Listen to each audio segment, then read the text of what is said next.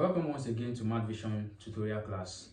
Today we shall be talking about PHY 102 and our focus would be electric flux and Gauss's law. We shall be talking about electric flux and Gauss's law. After talking about this electric flux and Gauss's law, we shall be solving a problem or some problems under the electric flux and Gauss's law. These problems are on page 59 of PHY 102 manual. But before we start solving this problem, let us recall the concept of electric flux. What is an electric flux? An electric flux is defined to be the number of electric field lines passing through a specific surface, or the number of field lines passing through a given surface. That is simply what we mean by electric flux. For instance, when we have a surface with the area A, and we have some electric field lines passing through the surface, then we refer to this as electric flux. And the magnitude of the flux here, you can see these lines, we denote it as E, that is the magnitude of the field. And this shape you are seeing is called the area, it's called the surface in which the electric field is passing through. And A is denoted as the area of the surface. So we said we have a flux like this, and the magnitude of the flux is simply phi, is denoted as phi E, which is equal to the electric field, the magnitude of the electric field multiplied by the area of that surface cos theta. What is theta? Theta is the angle between the electric field vector and the normal of the surface. What is the normal of the surface?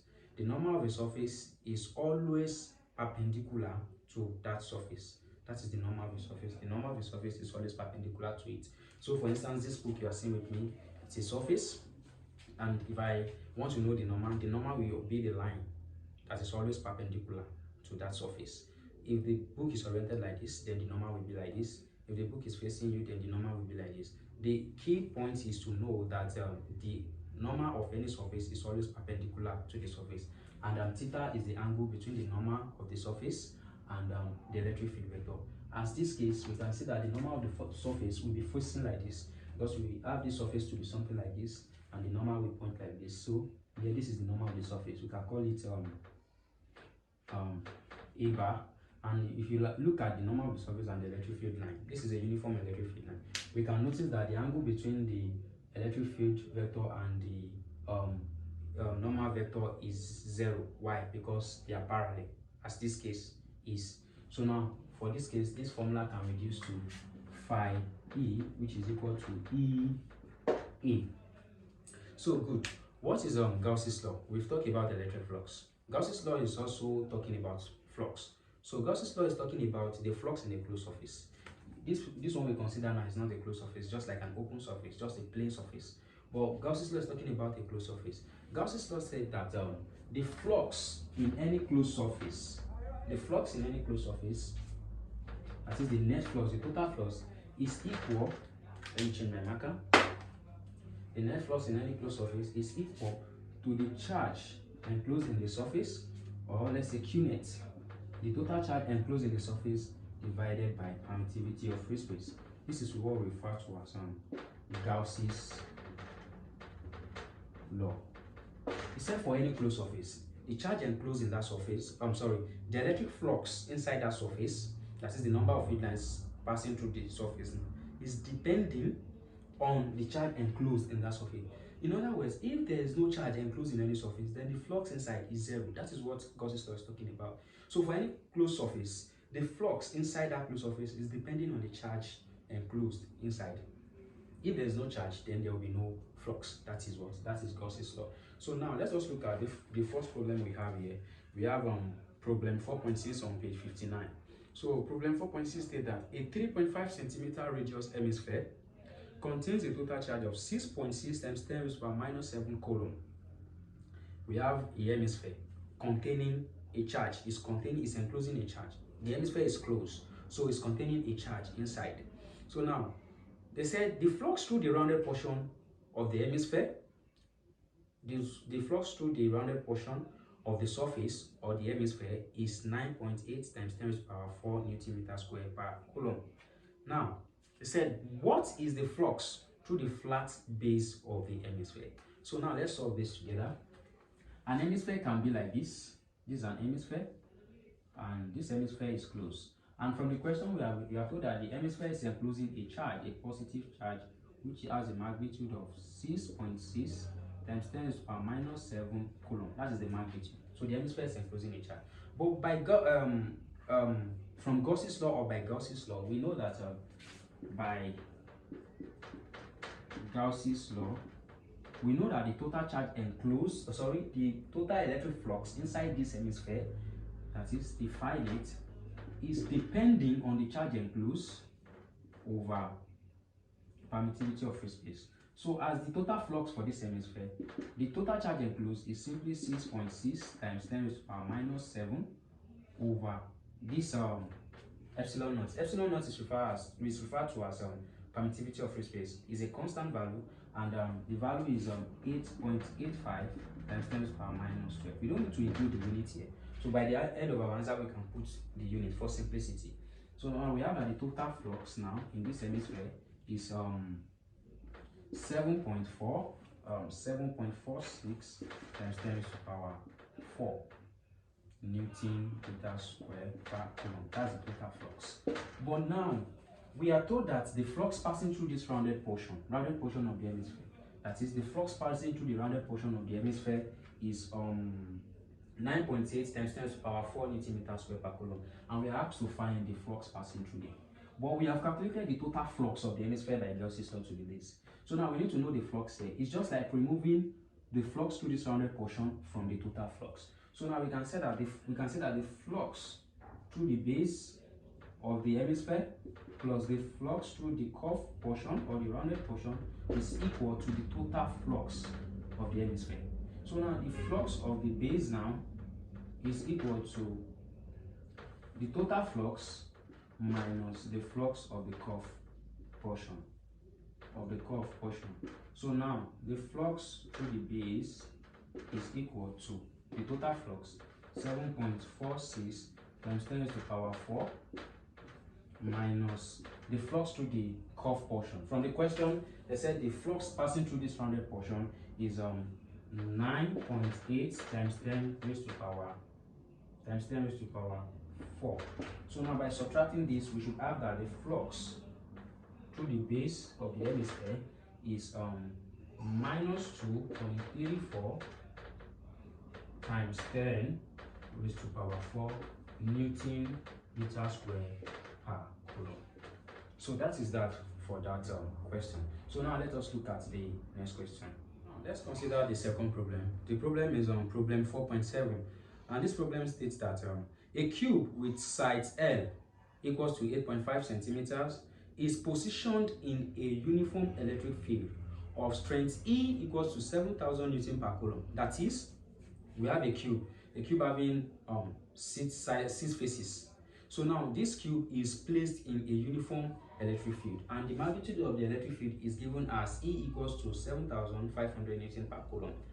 So that 2 of the faces are parallel to the field lines. Yes, that is, the cube is placed in the field so that 2 of the faces are parallel to the field lines. We are going to see that now. And the first question for this now is, what is the net flux passing through the cube? B, what is the flux through each of the cube 6 faces? So now let me come again with the question. A cube of side of L equals to 8.5 centimeter is positioned in a uniform electric field of strength E equals to 7,500 Newton per coulomb, so that 2 of the faces are parallel to the field lines. A, what is the net flux passing through the cube?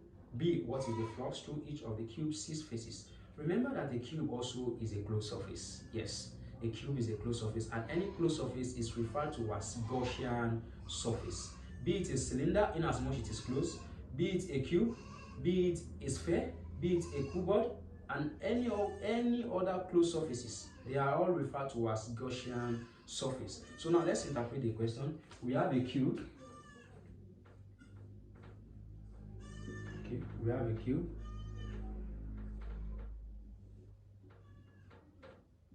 Yeah. So now this is a cube. The side of one of the sides of this cube is L equals to 8.5 centimeter, and every other side too is 8.5 centimeter. So now this cube is placed in a field so that 2 of the sides are parallel to the field, and this is what it simply means. It means that the field lines are passing through the cube like this. Look at the field lines passing through the cube.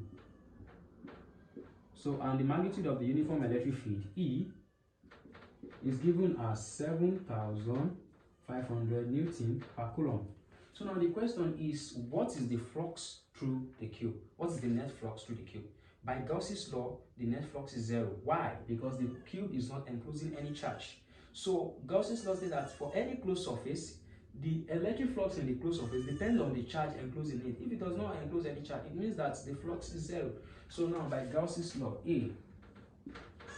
by Gauss's law, the phi net, the total flux through the cube, is Q net, that is the charge enclosed, over permittivity of the space. But there's no charge enclosed here.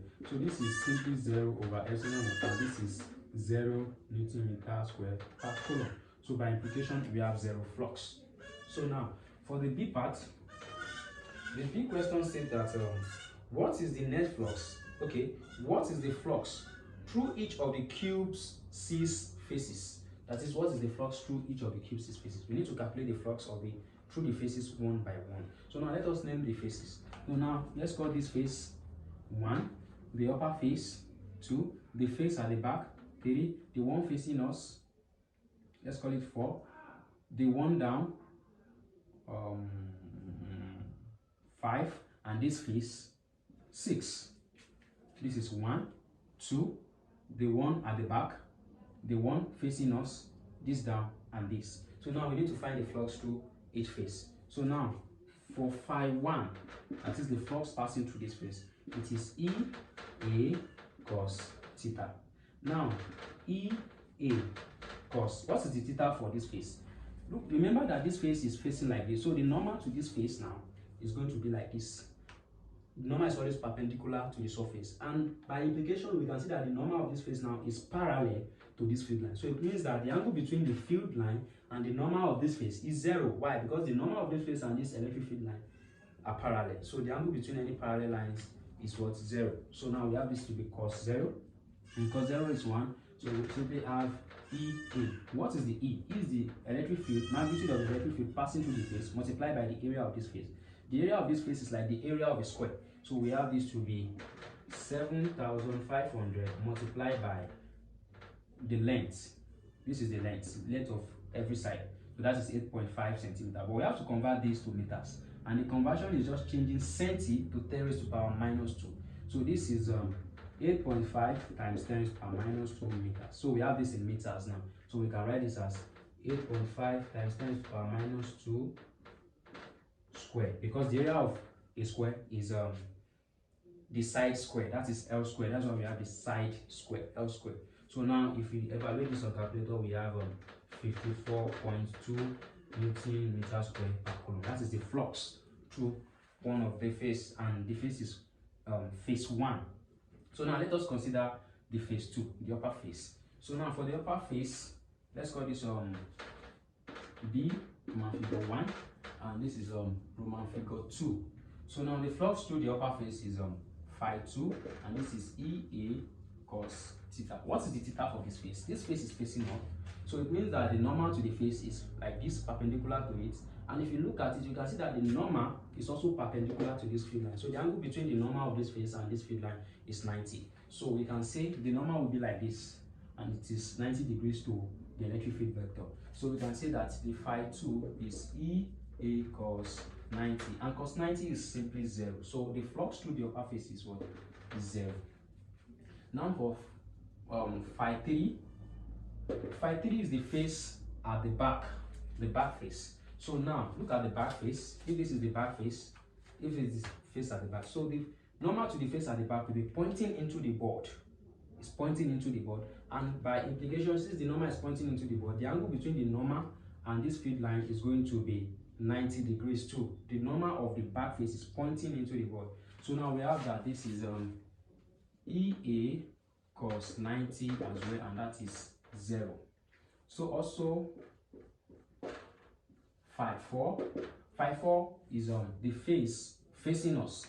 So if this is the face facing us, the normal is pointing out of the board, it's pointing towards you, and that is also 90, because the normal will make it 90 degrees with the electric field vector.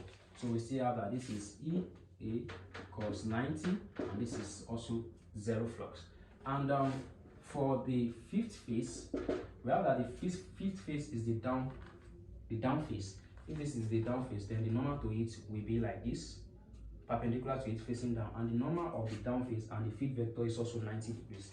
So now we have this to be EA cos 90, and this is also zero flux. So now the last phase now is the sixth phase, which is phi 6. The normal to this phase now is this. It will be pointing towards the left. So this is the normal, and the angle between this normal and this feed vector is going to be 180, because it can be, the normal will be like this, and the angle between this and the field line should be 180. Why? Because they are anti-parallel.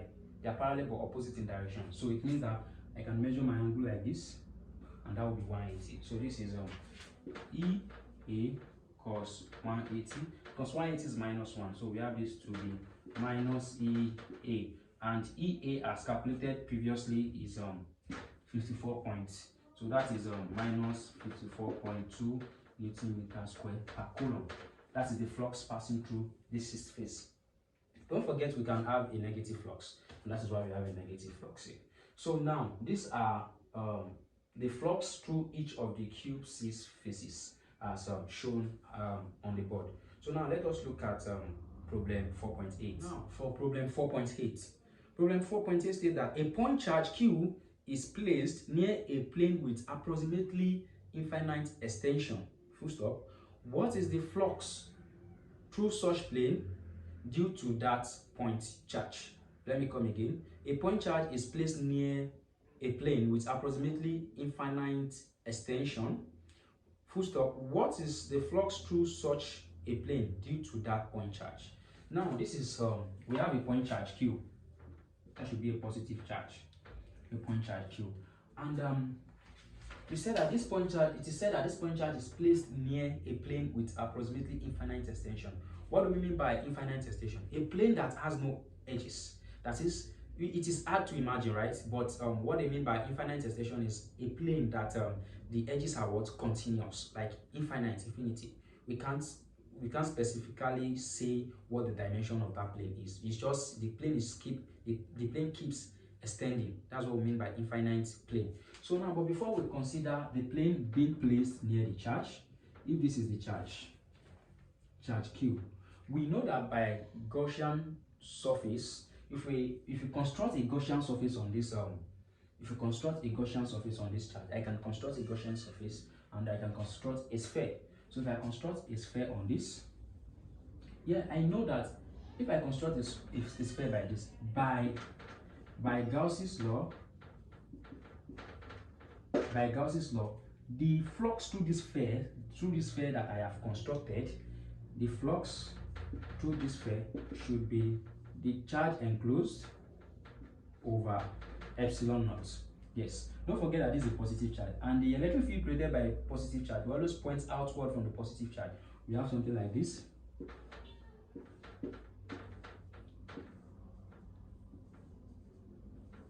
Yeah. So now, from here I cannot think of, okay, they said this charge was placed near a plane with infinite extension. Okay, let me now consider the plane. I can consider the plane to be something like this. Now, if this is the plane can be like this. It's hard to imagine that it has infinite extension, but we have that this is the plane. The plane is very close to the charge. We know that the total flux in this sphere that I have constructed is Q net over epsilon naught.